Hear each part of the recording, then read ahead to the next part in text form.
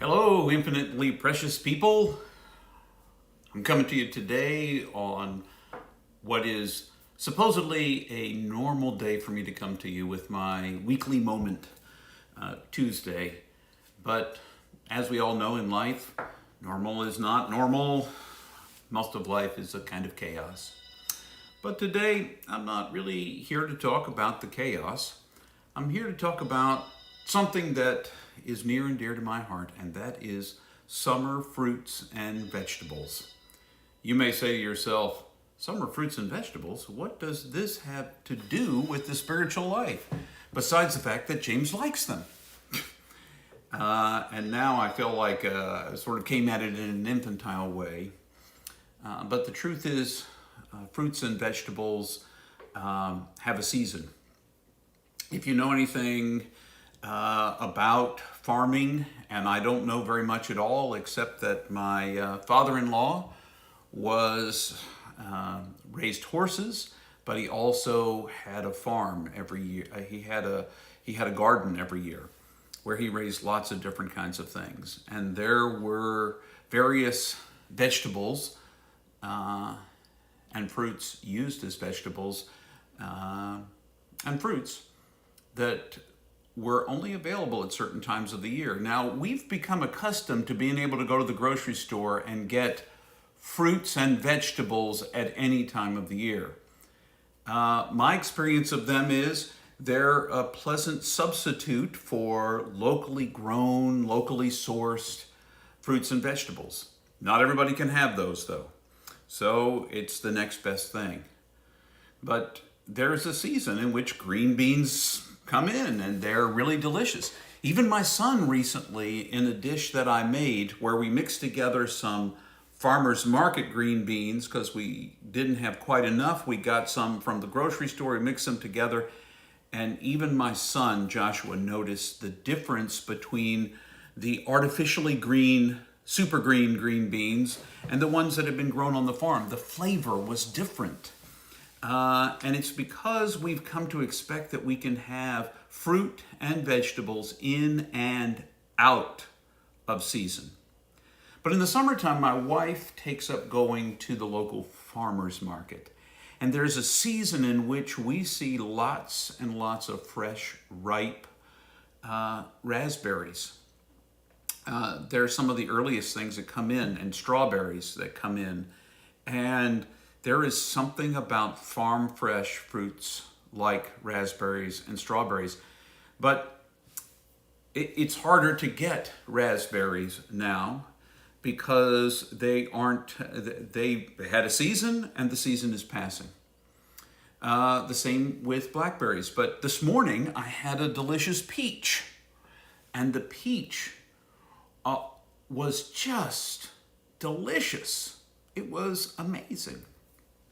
Now, in the spiritual life, in our personal lives, there is a ripening that happens as well. And there is a season in our life for all kinds of different ways of seeing ourselves, for various gifts and ways of being. And those come to ripeness at whatever time it is, whenever it is. We often try to rush things. And if you know anything about farming, if you try to rush things, you don't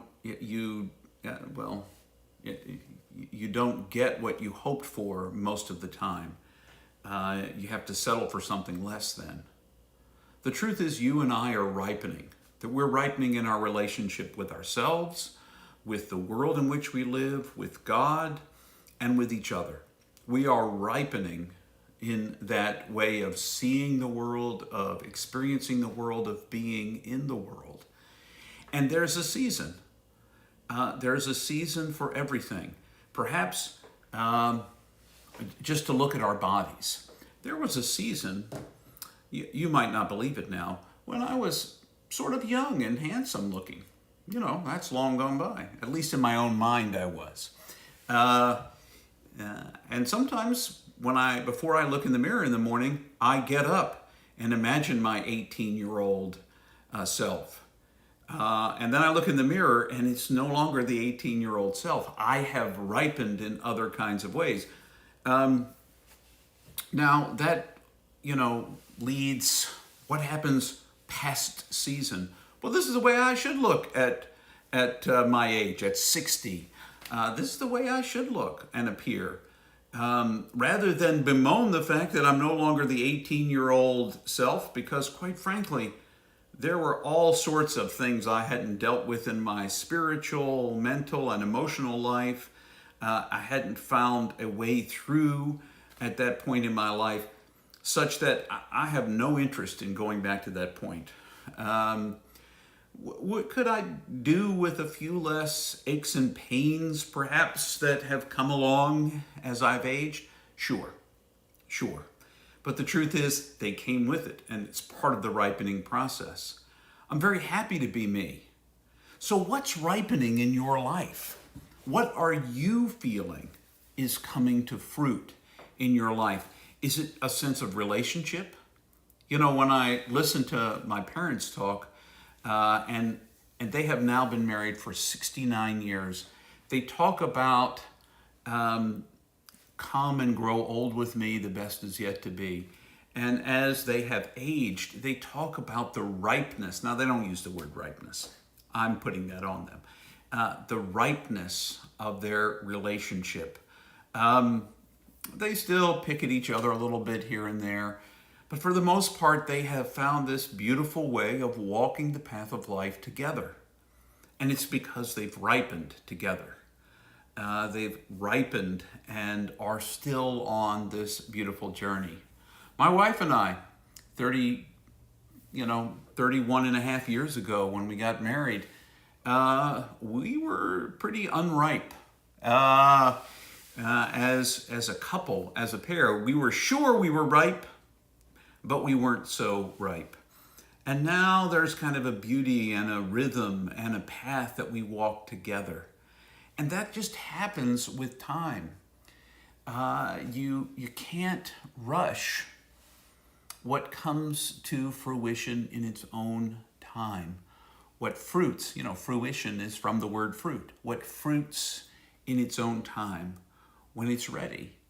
So are you being patient with yourself? Are you looking for the things in your life that are ripening, for which this is the season in your life? At 60, chances are I'm not taking up baseball and going down and going to try out for a Major League Baseball team. Heck, I don't even think I should be playing baseball or softball on a kind of community league team, because my old body, as my children periodically remind me, is a bit more brittle than it once was. And I'm just not sure that that's the best exercise for this body along the way.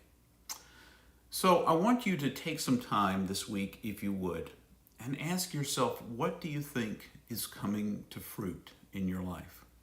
Now, some of the things we've planted in our lives that are coming to fruit are not such pretty things. When we didn't get along with siblings or friends, and now we're bearing the consequence of not being able to have good conversations with folks who once mattered. What fruit are you planting now? What are you planting in your life now? Are you giving a bit of yourself away in some ways that will bring a different kind of fruit somewhere down the road? Are you not even paying attention to what fruit it will bring in your life? But ask yourself the questions: what seeds are you planting? And what expectation do you have for when those things come to fruit? And what is bearing fruit in your life now? And what can you do about it? What can you do to savor the delicious, good fruits of your life and the things that seem less good and more challenging? What can you do to deal with that in your own life? Well, those were my thoughts for this week. We are all on that path, ripening in time. Some things in our lives are past due in season. Some are just beginning right now. You're never done ripening in life, I'm convinced. You just keep doing it until eventually you're done. You're finished. But we're not there yet. Please remember this week, if you remember nothing else, amidst all your ripening and thinking about your ripening and all the things that are coming to fruit, remember you are infinitely precious and unconditionally loved for the gift you already are. You are a gift. You bear witness to that gift, and you live within that gift. So just remember, you're already there. You're already there. You're already precious, infinitely so. And you're already loved unconditionally. Until the next time I see you, I hope it'll be a good time, week, day, evening, whenever you're watching this. But otherwise, thanks for being with me today as I shared my thoughts. Oh, infinitely precious ones.